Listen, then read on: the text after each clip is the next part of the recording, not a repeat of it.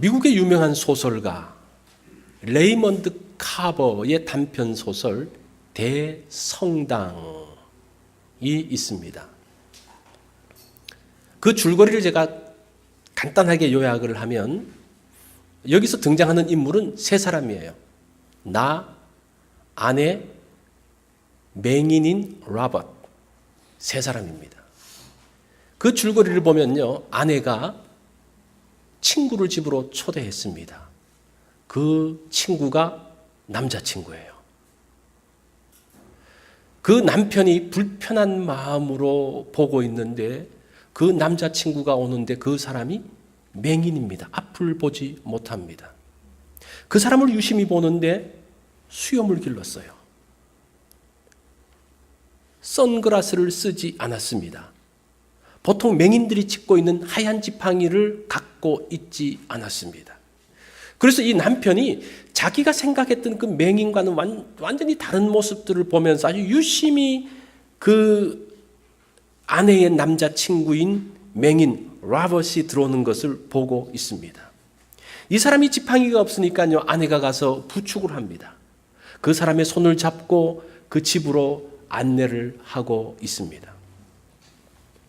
그러면서 이제 앉아서 저녁을 먹으면서 함께 식사하고 이렇게 교제를 이제 하는데, 그렇게 하면서 이제 아내는 피곤해서 먼저 침실로 들어가서 잠을 잡니다. 이제 그 남편과 이 맹인 친구 두 사람이 남았습니다. 얼마나 어색합니까? 그래서 이 사람이 텔레비전을 켜기 시작합니다.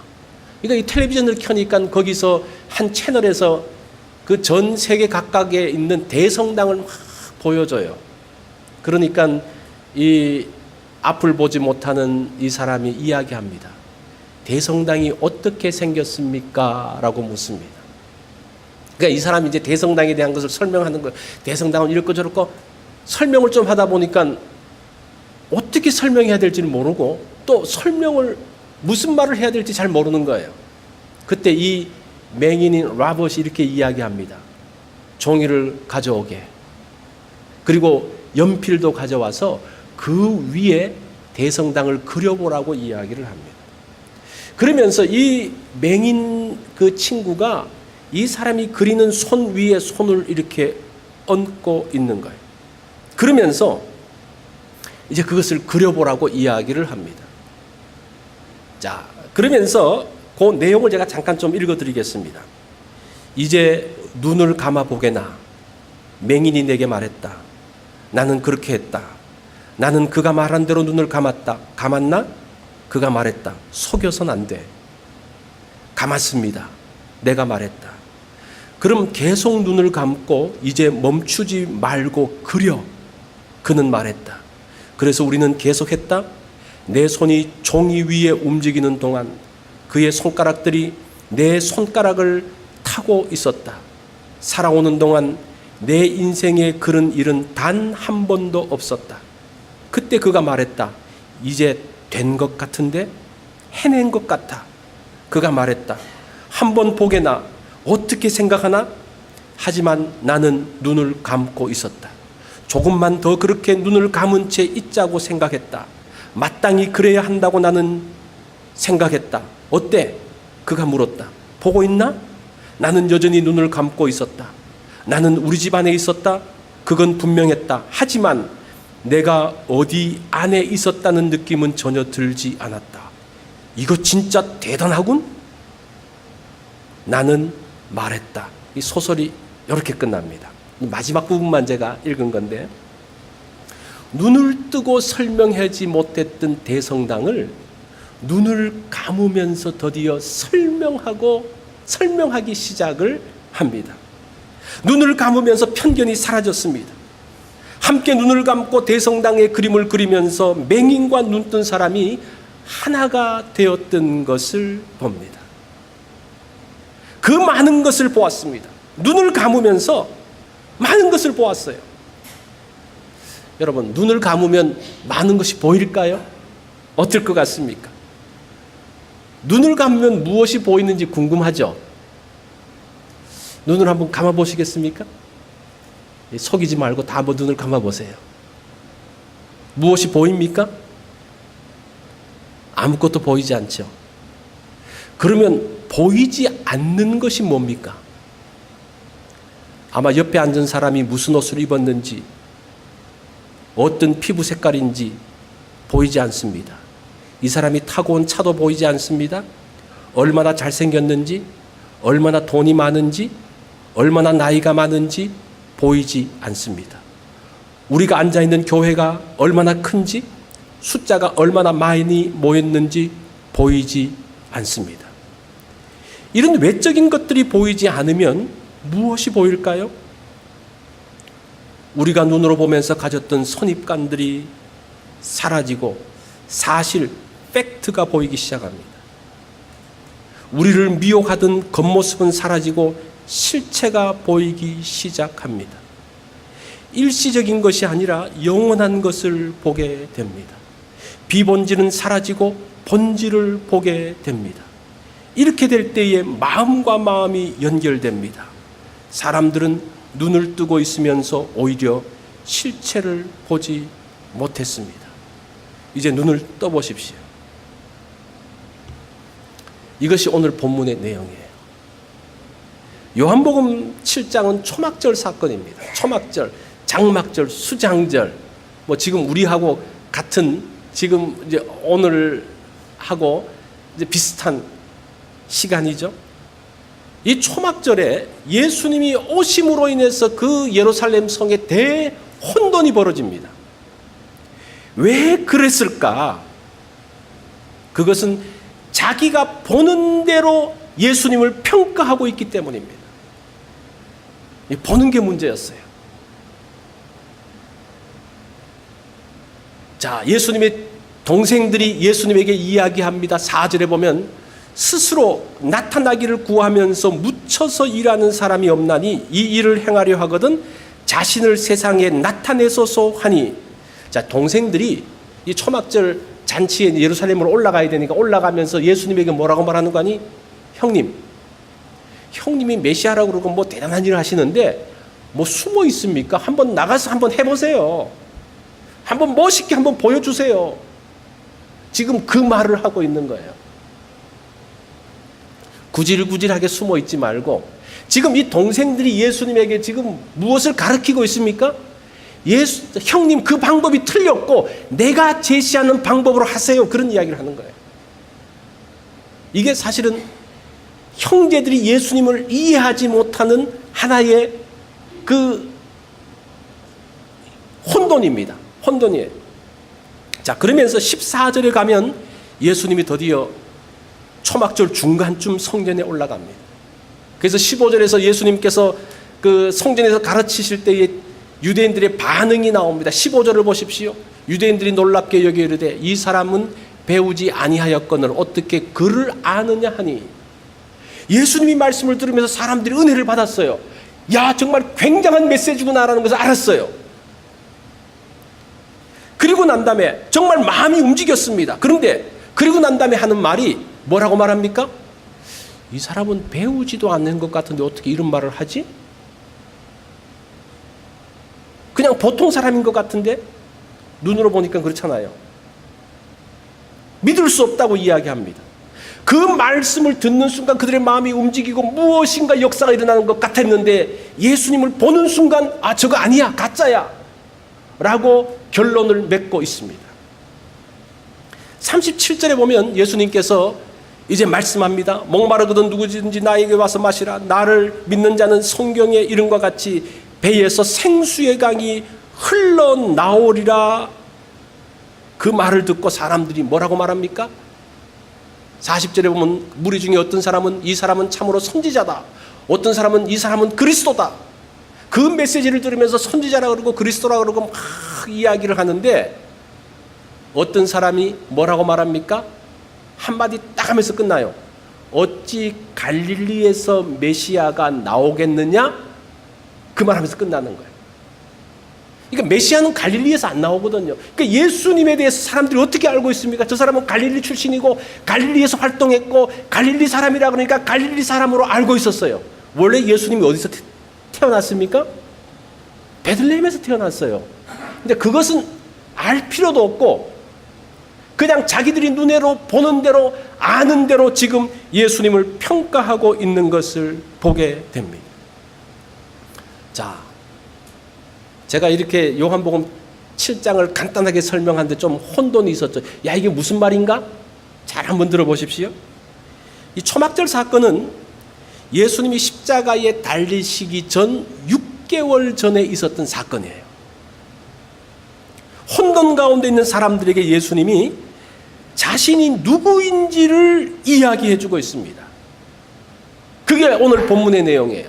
자, 아까 읽었던 15절 말씀을 다시 보면요, 유대인들이 놀랍게 여겨 이르되 이 사람은 배우지 아니하였거늘 어떻게 그를 아느냐.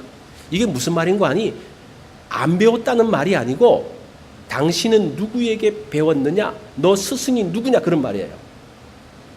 우리가 알고 있는 유명한 학자들이 있고 율법 학자들이 있고 랍비들이 있는데 도대체 이 예수는 누구로부터 배웠느냐?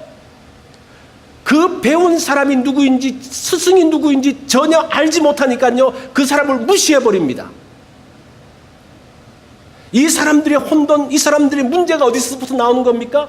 그들이 가지고 있었던 그 선입관 때문에 예수님에 대해서 정확한 실체를 보지 못하고 있습니다. 그때 예수님께서 중요한 이야기를 해요.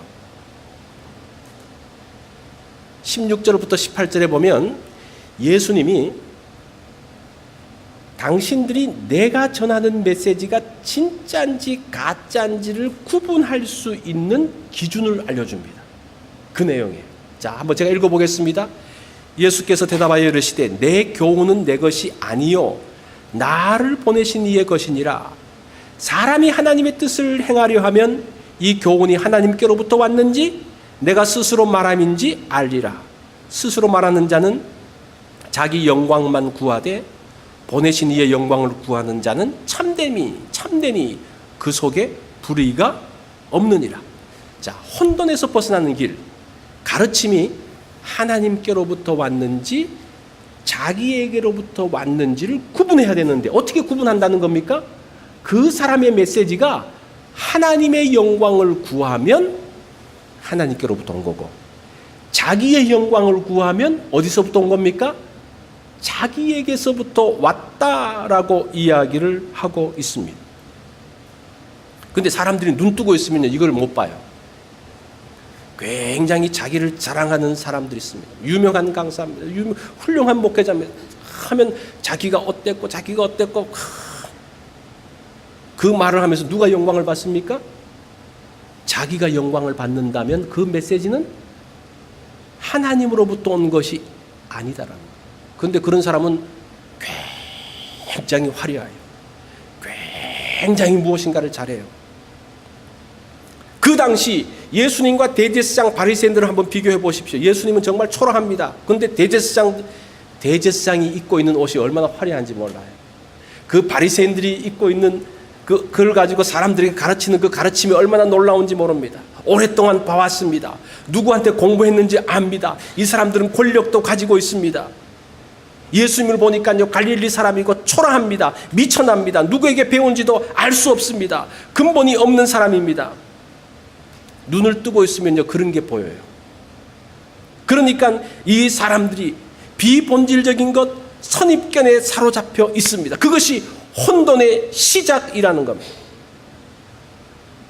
요한복음 5장에 보면 이런 이야기가 나와요.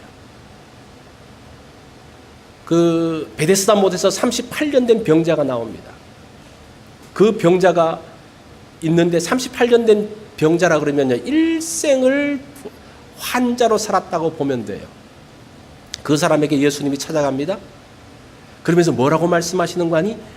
네가 낫고자 하느냐라고 물어요. 근데 이 사람이 뭐라고 대답합니까?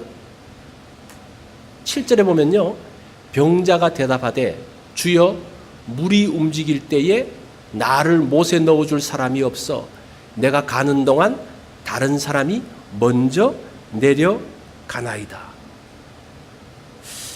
이거 우리가 성경을 읽어서 당연한 것처럼 보이는데 한번 잘 보세요. 예수님이 넌 낫고 싶어 그러는데 이 사람이 뭐라고 말해요? 환경 탓하고 사람 탓하고 이렇게 하고 있어요. 예수님, 천사가 한 번씩 물을 통해서 거기 들어가야 되는데 제가 들어가지 못합니다. 나를 넣어줄 사람이 없어요. 내가 힘겹게 가려고 그러면 다른 사람이 먼저 들어가서 병 나아버려요. 그러니까 예수님이 낫고자라고 묻는데 이 사람은 사람을 탓하고 환경을 탓하고 천사를 탓하고 자기를 도와주지 못하는 사람을 탓하고 자기보다 먼저 달려가는 사람을 탓하고 있는 것을 보게 됩니다. 그러면서 예수님의 말씀을 듣지 못하는 거예요. 이해가 되십니까? 지금 예수님께서 네가 낫고자 하면 정상적으로 말하면 어떻습니까? 너 낫고 싶어? 그러면 예. 이게 정상이잖아요. 근데 이 사람을 가로막고 있는 게 뭡니까? 눈에 보이는 그 꼴보기 싫은 것들이 너무너무 많은 거예요. 나를 도와주지 않는 사람도 싫고 나보다 먼저 달려가는 사람도 싫고 물이 이렇게 동하지 않는 것도 너무너무 싫고 자주 동하면 나도 들어갈 수 있는 찬스가 있는데 모든 것들이 탓하고 그것 때문에 이 사람이 주님께서 그에게 실제적으로 도움을 주려고 하는데도 그 도움을 받지 않고 있습니다. 우리가 그럴 수 있다는 거예요. 눈을 뜨고 있으니까 얼마나 보기 싫은 것들이 많아요. 꼴 보기 싫은 사람도 있고, 그죠? 이 넉넉지 못한 환경들도 있고, 지금 그것을 이야기하고 있습니다. 그런데 그런 것에서부터 눈을 감으면요, 비로소 새로운 것들이 보이기 시작합니다. 이 물이 동하는지 동하지 않는지 보이지 않습니다. 나를 도와주는 사람이 있는지 없는지 보이지 않습니다. 자기보다 먼저 달려가는지 안 가는지 보이지 않습니다. 그것이 보이지 않으면서 비로소 예수님의 음성이 들리기 시작한다는 거예요. 그 음성이 뭡니까? 네가 낫고자 하느냐? 그 음성이 비로소 들리기 시작하는 거예요. 우리가 살면서 보면요, 눈 뜨고 살기 때문에 듣지 못하는 것들이 얼마나 많은지 몰라요. 눈 뜨고 살기 때문에 정말 마음을 상하게 하는 것들이 얼마나 많은지 몰라요. 이제 거기서부터 눈을 감으면요, 주님께서 우리에게 하시는 말씀이 들리기 시작한다는 겁니다. 내가 낫고자 하느냐? 그 말씀을 한번 들어보시기 바랍니다. 드디어 눈을 감으면서 비본질은 사라지고 본질이 보이기 시작합니다. 주변적인 것은 사라지고 중요한 것들이 보이기 시작합니다. 일시적인 것들은 사라지고 영원한 것들이 보이기 시작합니다. 이 8절에 보면 예수님께서 뭐라고 말씀하시는 거 아니? 그 38년 된 병자에게 일어나 내 자리를 들고 걸어가라 하시니 그 사람이 곧 나아서 자리를 들고 걸어가니라. 여기서 보면요, 나아서라는 걸 한번 주목해 보십시오. 그 전까지는 이 사람이 어땠는지, 예수님께 낫고자 하느냐? 원망하고 불평하는 거예요. 그것이 들리지 않는 거예요. 예수님께서 다시 뭐라고 말씀하시는 거 아니? 일어나 내 자리를 들고 걸어가라 하시니 그 사람이 나았다라는 것은 자기가 비로소 몸이 나아진 것을 느끼기 시작했다는 겁니다. 이 순간이 말씀이 들리기 시작한 순간이라는 거예요. 계속적으로 그 원망하는 사람들을 보고 그 환경들을 보면서 계속적으로 원망하고 불평하면요, 내 몸의 상태가 예수 그리스도를 통해서, 예수님을 통해서 변했음에도 불구하고 나았음에도 불구하고 그 가운데 사로잡혀서 여전히 그 병 가운데 있는데 이제 드디어 그 모든 불평과 원망에 대해서 눈을 감아버리니까 내 몸에서 새롭게 변화되어진 것을 느끼기 시작하는 거예요.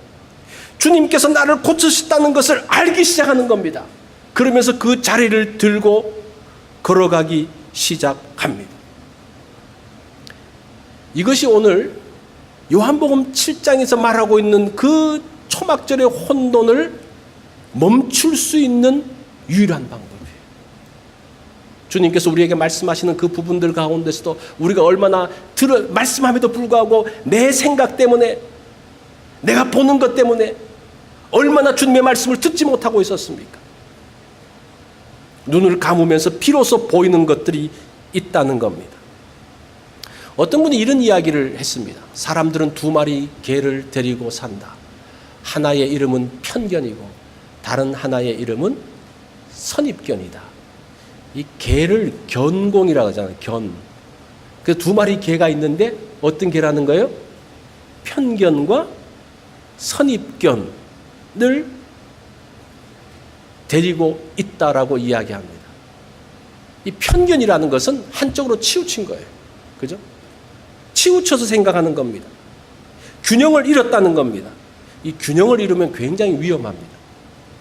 자, 선입견이라는 것은 내가 미리 생각하는 거예요. 미리 생각해서 판단하는 거예요. 사람을 보고 미리 그냥 판단해버려요. 그 사람하고 말해본 적도 없고 그 사람하고 뭐 같이 있어 본 적도 없는데 그 첫인상만 딱 보고 평가를 해버리는 거예요. 아, 저 사람은 말 많게 생겼네? 아, 저 사람은 까다롭게 생겼네? 아니, 뭔가 자기가 결론을 내리고 그 다음부터 그 사람이 그렇다라고 생각을 해버리는 거예요. 한국에서는 특별히 지역에 대한 선입견이 있습니다.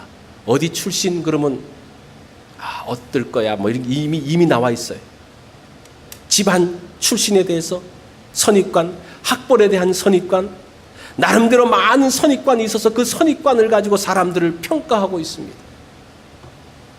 그것을 옳다고 믿고 있습니다. 그런데 이 선입견이 얼마나 무서운지 그 선입견 때문에 유대인들이 예수님을 죽여버려요.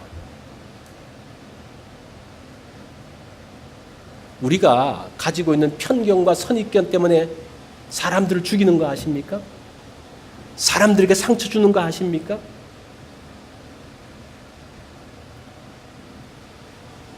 그것 때문에 사람들을 아프게 만들었습니다. 이제 한번 눈을 감아 보십시오. 나의 편견에 대해서 눈을 감고 나의 선입견에 대해서 한번 눈을 감아 보이면 거기서부터 자유롭게 되어지고 그러면서 보이지 않는 것이 비로소 보이기 시작합니다. 눈을 감으면서 비본질적인 것이 보이지 않기 시작합니다.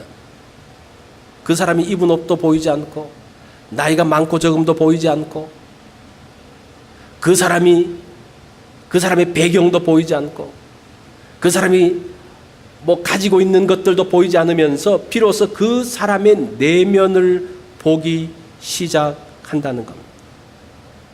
그러면서 본질적인 것을 보기 시작합니다.